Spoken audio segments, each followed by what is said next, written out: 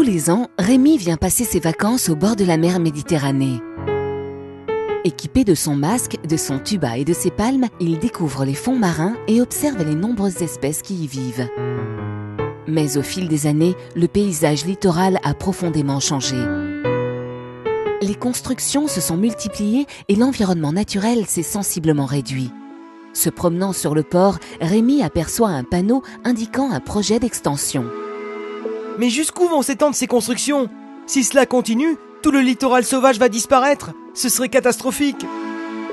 Bien décidé à en savoir plus, Rémi part retrouver son grand-père.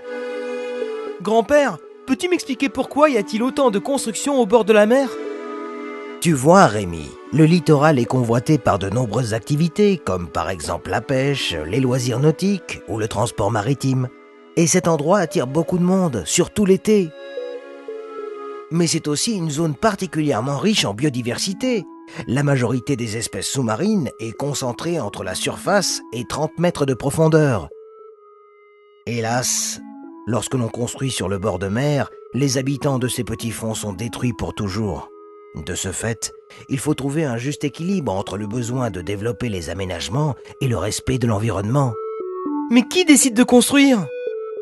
Ici, dans notre ville, les élus ont constaté que le port n'avait plus la capacité suffisante pour accueillir tous les bateaux. Ils ont donc décidé de l'agrandir et ont imaginé le futur projet sous forme d'une maquette. Nos élus peuvent-ils construire n'importe où et n'importe comment?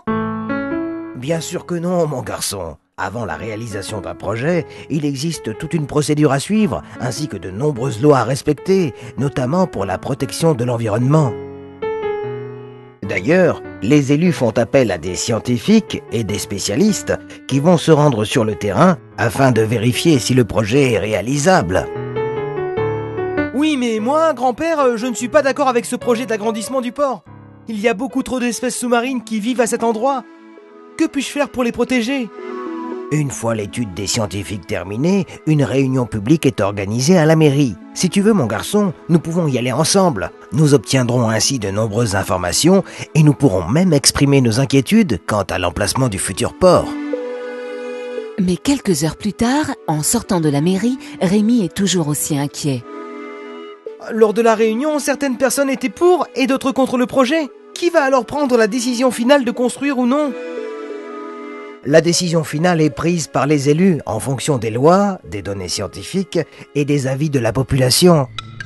Que va-t-il se passer concernant l'extension de notre port? Dans notre cas, les études de terrain ont révélé la présence de Posidonie ainsi que d'autres espèces protégées. Or, il est interdit de détruire ces espèces et donc impossible d'agrandir le port. Ce projet est annulé. Quelques mois plus tard, Rémi apprend qu'une nouvelle proposition a été faite. C'est la construction d'un port à sec. Et cette fois, le projet a été accepté car il permettait à la fois de favoriser le développement économique tout en respectant le milieu naturel et les espèces qui y vivent. Me voilà parfaitement satisfait de cette décision finale. Mais cette expérience m'a fait réfléchir. Beaucoup de constructions en bord de mer empiètent sur le milieu marin et le détruisent de façon irréversible. Les aménagements littoraux constituent une grande menace pour la Méditerranée. Il est donc indispensable que les hommes en prennent conscience pour que tout le monde puisse profiter encore longtemps des richesses que la mer nous offre.